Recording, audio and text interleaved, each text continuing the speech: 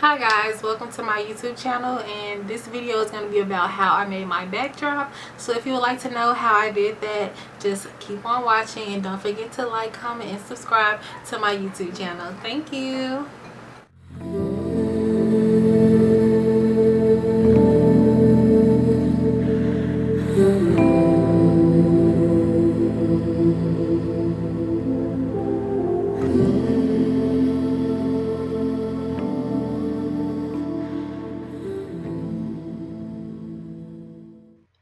So let's jump right into it. What you're gonna need is some thread. I used nylon thread because that's what I had laying around. You're gonna need a needle.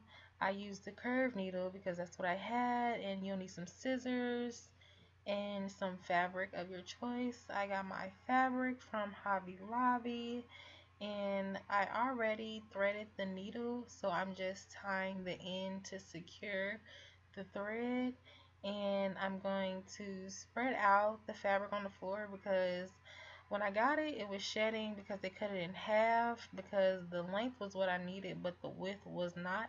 So I'm going to line it up where they cut it so I can get that width that I want, and I'm going to just put the needle through the end of the fabric, and I'm going to secure it with one loop, and then I'm going to go back in that same area and I'm going to do a triple tie to secure that knot, and then I'm going to do a double tie to secure the next stitch, and then I'm going to space the stitches out about half an inch, and I'm going to tie it at least one time around, and I'm going to do that throughout the whole seam. You're just going to repeat those steps back to back.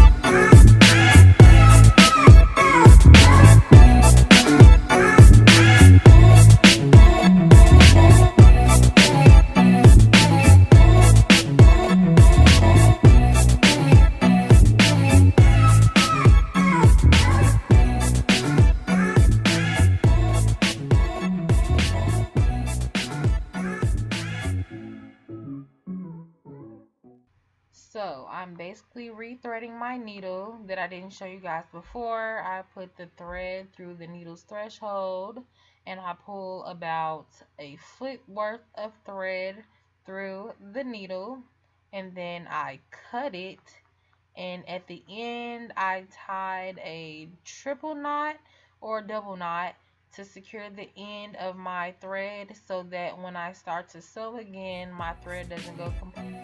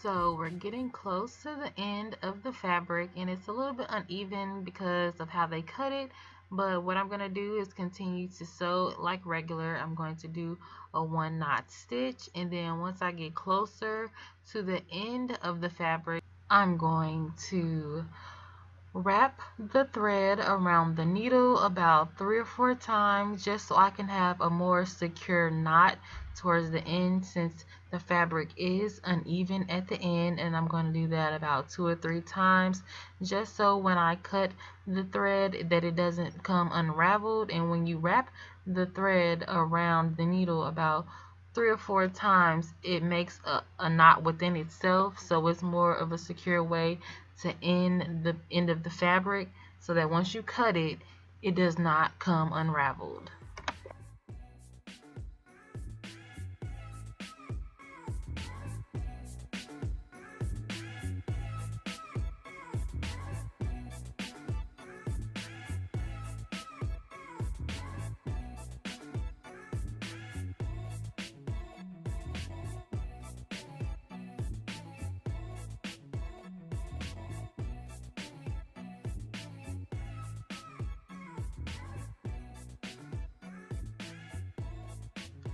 As you can see, no matter how messy the stitch is on the back, with it being a furry type of texture in the front, you can't see the seam and you can't see the stitching whatsoever, and it's perfectly meshed together.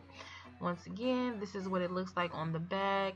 The stitching isn't that neat, but it gets the job done. So don't forget to like this video and subscribe to my YouTube channel. Thank you.